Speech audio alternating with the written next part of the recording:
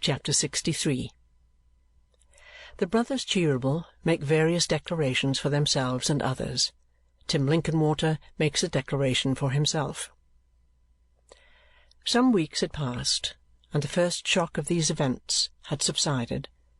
Madeline had been removed, Frank had been absent, and Nicholas and Kate had begun to try in good earnest to stifle their own regrets, and to live for each other and for their mother, who, poor lady, could in no wise be reconciled to this dull and altered state of affairs, when there came one evening, per favour of Mr. Linkinwater, an invitation from the brothers to dinner on the next day but one, comprehending not only Mrs. Nickleby, Kate, and Nicholas, but little Miss La Creevy, who was most particularly mentioned. "Now, my dears," said Mrs. Nickleby when they had rendered becoming honour to the bidding and Tim had taken his departure, "what does this mean?" "What do you mean, mother?" asked Nicholas, smiling. "I say, my dear," rejoined that lady with a face of unfathomable mystery, "what does this invitation to dinner mean? What is its intention and object?" "I conclude it means that on such a day we are to eat and drink in their house, and that its intent and object is to confer pleasure upon us," said Nicholas. "And that's all you conclude, is it, my dear?" "I have not yet arrived at anything deeper, mother." "Then I'll just tell you one thing," said Mrs. Nickleby. "You'll find yourself a little surprised, that's all. You may depend upon it that this means something besides dinner." "Tea and supper, perhaps?" suggested Nicholas. "I wouldn't be absurd, my dear, if I were you," replied Mrs. Nickleby in a lofty manner, "because it's not by any means becoming, and doesn't suit you at all. What I mean to say is that the Mr. Cheerybles don't ask us to dinner with all this ceremony for nothing. Never mind. Wait and see. You won't believe anything I say, of course. It's much better to wait. A great deal better. It's satisfactory to all parties, and there can be no disputing. All I say is, remember what I say now, and when I say I said so, don't say I didn't." With this stipulation, Mrs. Nickleby, who was troubled night and day with the vision of a hot messenger tearing up to the door to announce that Nicholas had been taken into partnership, quitted that branch of the subject and entered upon a new one. "It's a very extraordinary thing," she said, "a most extraordinary thing, that they should have invited Miss La Creevy. It quite astonishes me, upon my word it does. Of course it's very pleasant that she should be invited, very pleasant, and I have no doubt that she'll conduct herself extremely well. She always does. It's very gratifying to think that we should have been the means of introducing her into such society, and I am glad of it, quite rejoiced, for she certainly is an exceedingly well-behaved and good-natured little person. I could wish that some friend would mention to her how very badly she has her cap trimmed, and what very preposterous bows those are, but of course that's impossible, and if she likes to make a fight of herself, no doubt she has a perfect right to do so. We never see ourselves, never do, and never did. I suppose we never shall." This moral reflection, reminding her of the necessity of being peculiarly smart on the occasion, so as to counterbalance Miss La Creevy and be herself an effectual set-off and atonement, led Mrs. Nickleby into a consultation with her daughter relative to certain ribbons, gloves, and trimmings, which, being a complicated question and one of paramount importance, soon routed the previous one and put it to flight. The great day arriving, the good lady put herself under Kate's hands an hour or so after breakfast, and, dressing by easy stages, completed her toilet in sufficient time to allow of her daughter's making hers, which was very simple and not very long, though so satisfactory that she had never appeared more charming or looked more lovely. Miss La Creevy, too, arrived with 2 bandboxes, whereof the bottoms fell out as they were handed from the coach, and something in a newspaper, which a gentleman had sat upon coming down, and which was obliged to be ironed again before it was fit for service. At last everybody was dressed, including Nicholas, who had come home to fetch them, and they went away in a coach sent by the brothers for the purpose. Mrs. Nickleby wondering very much what they would have for dinner, and cross-examining Nicholas as to the extent of his discoveries in the morning, whether he had smelt anything cooking at all like turtle, and if not, what he had smelt, and diversifying the conversation with reminiscences of dinners to which she had gone some 20 years ago, concerning which she particularized not only the dishes but the guests, in whom her hearers did not feel a very absorbing interest, as not one of them had ever chanced to hear their names before. The old butler received them with profound respect and many smiles, and ushered them into the drawing-room, where they were received by the brothers with so much cordiality and kindness that Mrs. Nickleby was quite in a flutter, and had scarcely presence of mind enough even to patronize Miss La Creevy. Kate was still more affected by the reception, for, knowing that the brothers were acquainted with all that had passed between her and Frank, she felt her position a most delicate and trying one, and was trembling on the arm of Nicholas when Mr. Charles took her in his and led her to another part of the room. "Have you seen Madeline, my dear," he said, "since she left your house?" "No, sir," replied Kate, "not once." "And not heard from her, eh? Not heard from her?" "I have only had one letter," rejoined Kate gently. "I thought she would not have forgotten me quite so soon." "Ah!" said the old man, patting her on the head and speaking as affectionately as if she had been his favourite child. "Poor dear! What do you think of this, brother Ned? Madeline has only written to her once. Only once, Ned. And she didn't think she would have forgotten her quite so soon, Ned." "Oh, sad, sad, very sad," said Ned. The brothers interchanged a glance, and looking at Kate for a little time without speaking, shook hands and nodded as if they were congratulating each other on something very delightful. "Well, well," said brother Charles, "go into that room, my dear, that door yonder, and see if there's not a letter for you from her. I think there's one upon the table. You needn't hurry back, my love, if there is, for we don't dine just yet, and there's plenty of time. Plenty of time."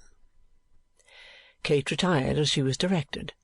Brother Charles, having followed her graceful figure with his eyes, turned to Mrs. Nickleby and said, "We took the liberty of naming 1 hour before the real dinner-time, ma'am, because we had a little business to speak about, which would occupy the interval. Ned, my dear fellow, will you mention what we agreed upon? Mr. Nickleby, sir, have the goodness to follow me."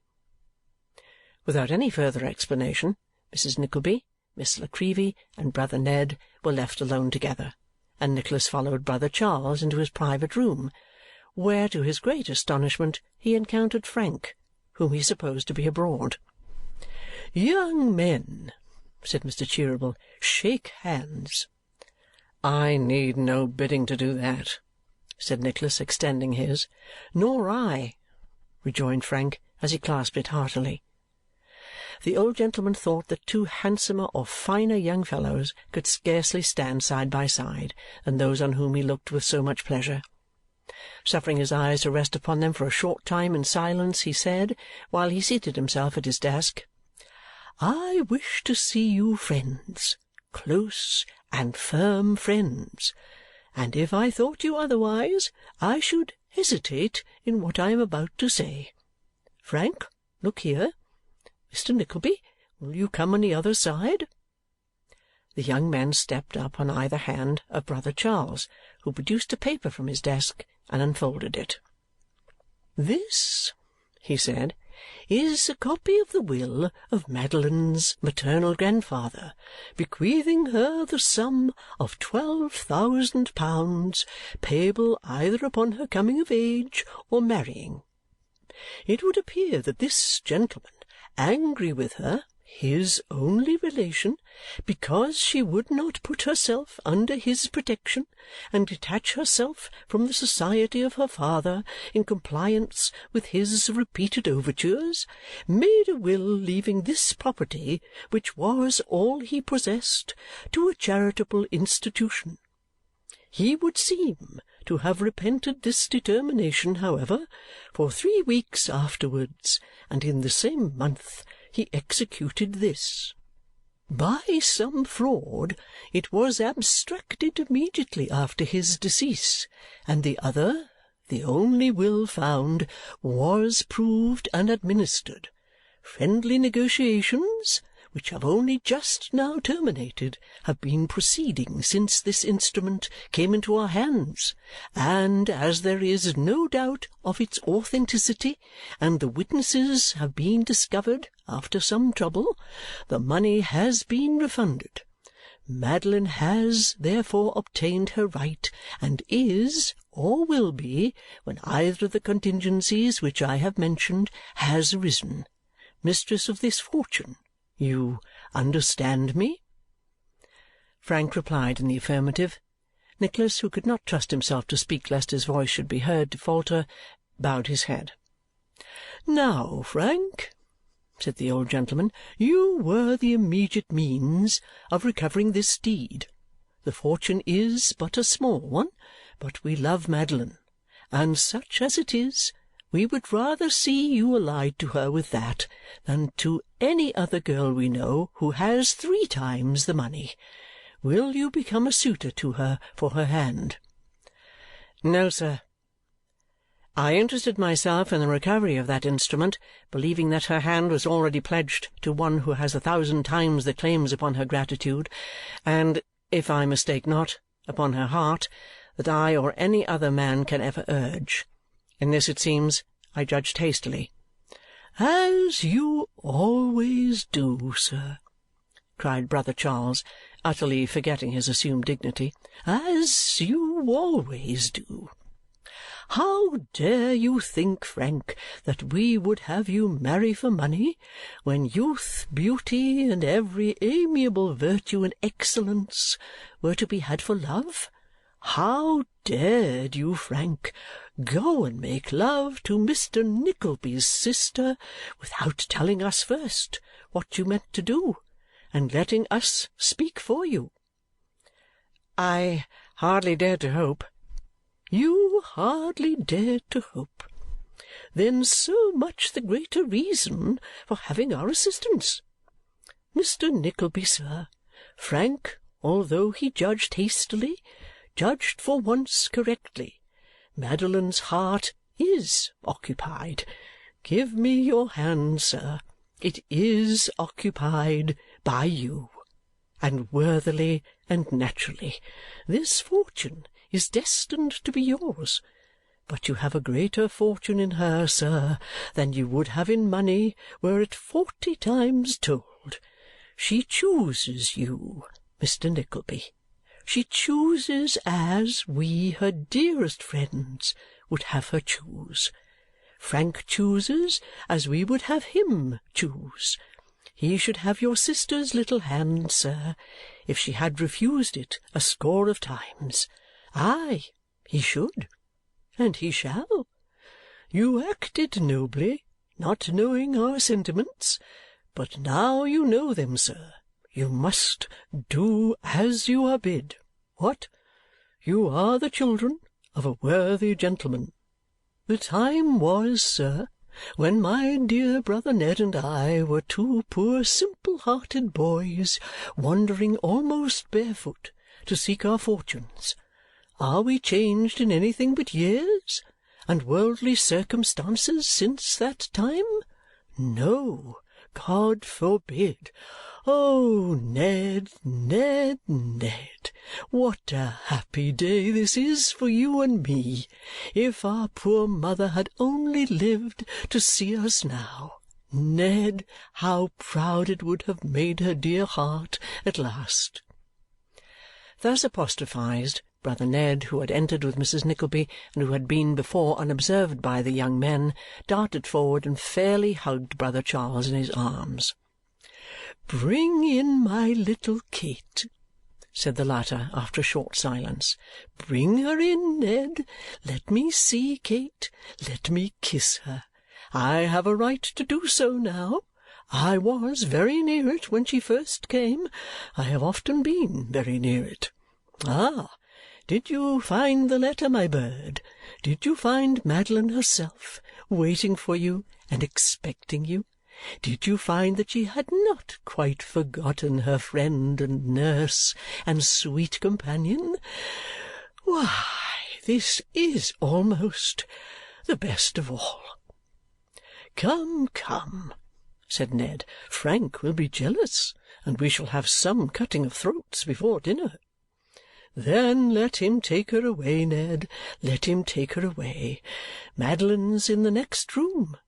Let all the lovers get out of the way and talk among themselves, if they've anything to say.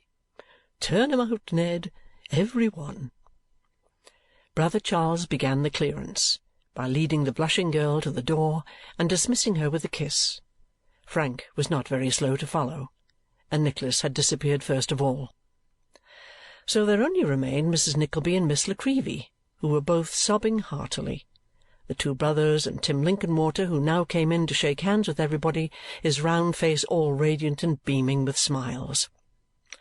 "Well, Tim Linkinwater, sir," said Brother Charles, who was always spokesman. "Now the young folks are happy, sir." "You didn't keep 'em in suspense as long as you said you would, though," returned Tim archly. "Why, Mr. Nickleby and Mr. Frank were to have been in your room for I don't know how long, and I don't know what you weren't to have told them before you came out with the truth." "Now, did you ever know such a villain as this, Ned?" said the old gentleman. "Did you ever know such a villain as Tim Linkinwater? He accusing me of being impatient, and he the very man who has been wearying us morning, noon, and night, and torturing us for leave to go and tell 'em what was in store, before our plans were half complete or we had arranged a single thing. A treacherous dog!" "So he is, Brother Charles," returned Ned. "Tim is a treacherous dog. Tim is not to be trusted. Tim is a wild young fellow. He wants gravity and steadiness. He must sow his wild oats, and then perhaps he'll become in time a respectable member of society." This being one of the standing jokes between the old fellows and Tim, they all three laughed very heartily, and might have laughed much longer but that the brothers, seeing that Mrs. Nickleby was labouring to express her feelings and was really overwhelmed by the happiness of the time, took her between them and led her from the room under pretence of having to consult her on some most important arrangements. Now, Tim and Miss La Creevy had met very often, and had always been very chatty and pleasant together, had always been great friends, and consequently it was the most natural thing in the world that Tim, finding that she still sobbed, should endeavour to console her.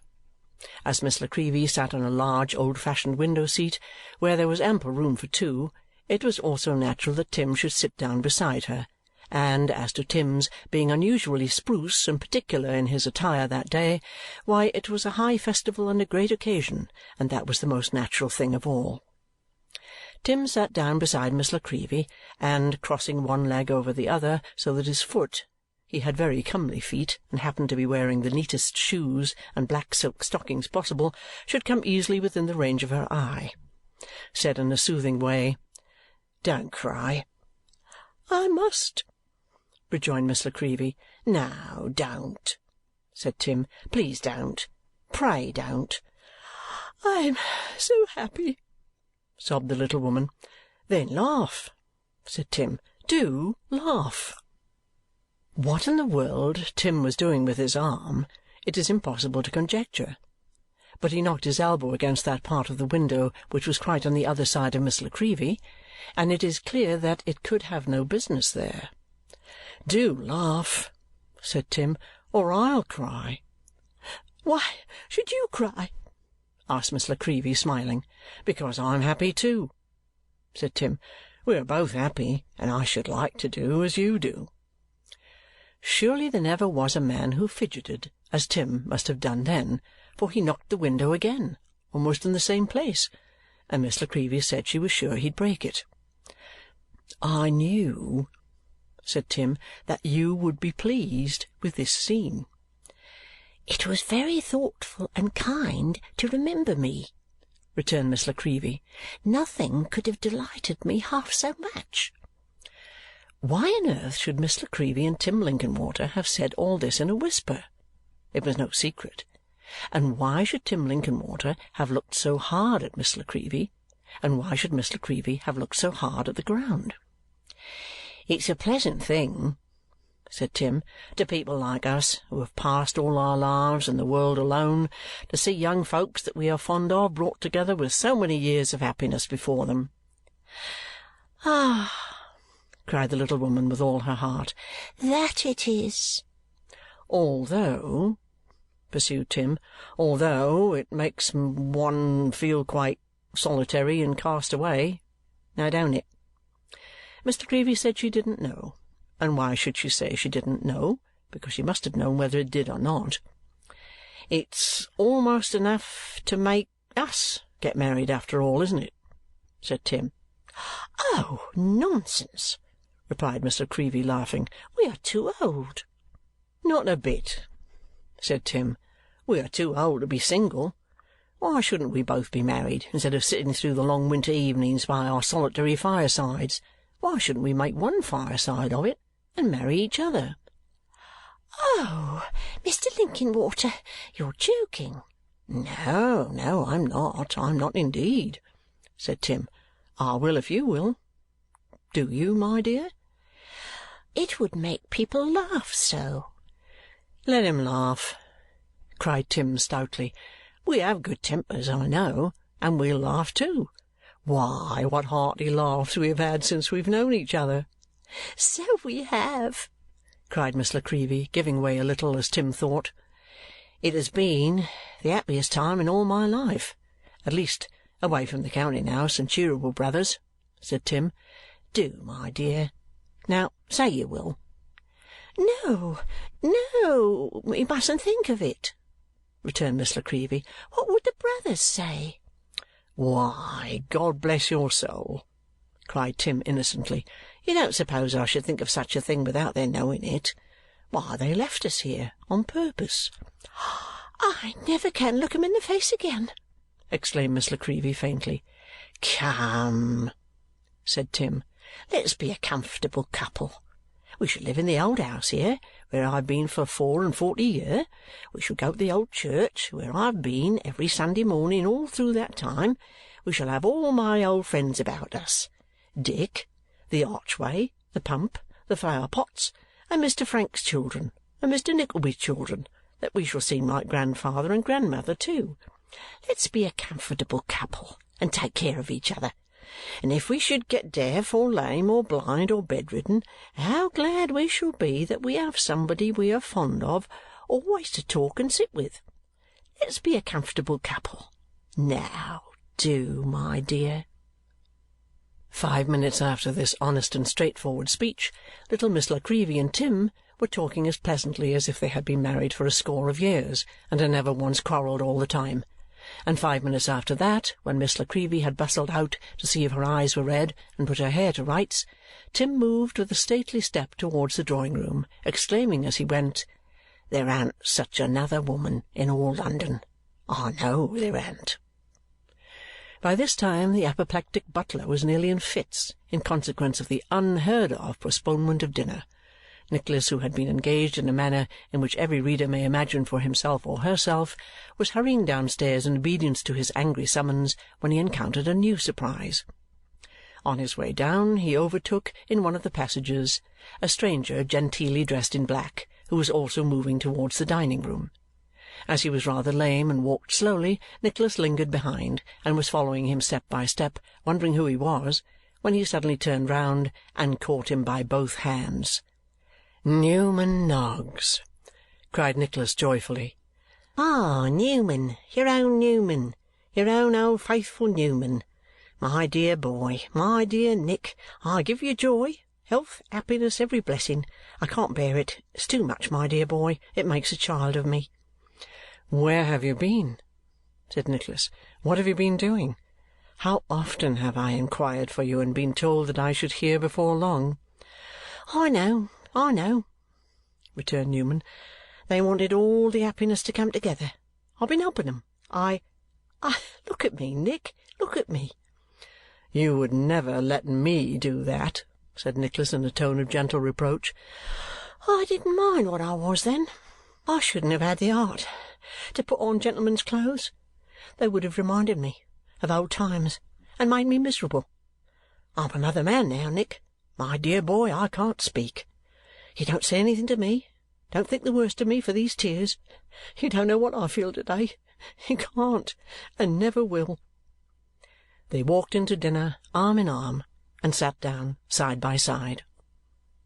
Never was such a dinner as that since the world began. There was the superannuated bank clerk, Tim Linkinwater's friend, and there was the chubby old lady, Tim Linkinwater's sister, and there was so much attention from Tim Linkinwater's sister to Miss La Creevy, and there were so many jokes from the superannuated bank clerk, and Tim Linkinwater himself was in such tip-top spirits, and little Miss La Creevy was in such a comical state that of themselves they would have composed the pleasantest party conceivable. Then there was Mrs. Nickleby, so grand and complacent, Madeline and Kate so blushing and beautiful, Nicholas and Frank so devoted and proud, and all four so silently and tremblingly happy. There was Newman so subdued yet so overjoyed, and there were the twin brothers so delighted and interchanging such looks that the old servant stood transfixed behind his master's chair and felt his eyes grow dim as they wandered round the table. When the first novelty of the meeting had worn off, and they began truly to feel how happy they were, the conversation became more general, and the harmony and pleasure, if possible, increased.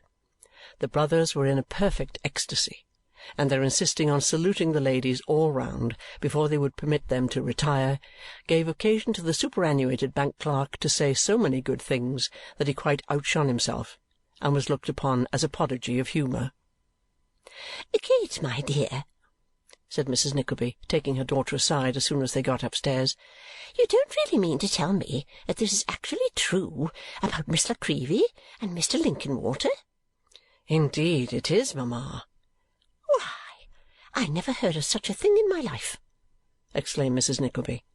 "Mr. Linkinwater is a most excellent creature," reasoned Kate, "and for his age quite young still." "For his age, my dear?" returned Mrs. Nickleby. "Yes. Nobody says anything against him, except that I think he is the weakest and most foolish man I ever knew. It's her age I speak of, that he should have gone and offered himself to a woman who must be half as old again as I am, and that she should have dared to accept him. It don't signify, Kate. I'm disgusted with her." Shaking her head very emphatically indeed, Mrs. Nickleby swept away. And all the evening, in the midst of the merriment and enjoyment that ensued, and in which with that exception she freely participated, conducted herself towards Miss La Creevy in a stately and distant manner, designed to mark her sense of the impropriety of her conduct, and to signify her extreme and cutting disapprobation of the misdemeanour she had so flagrantly committed. Chapter 63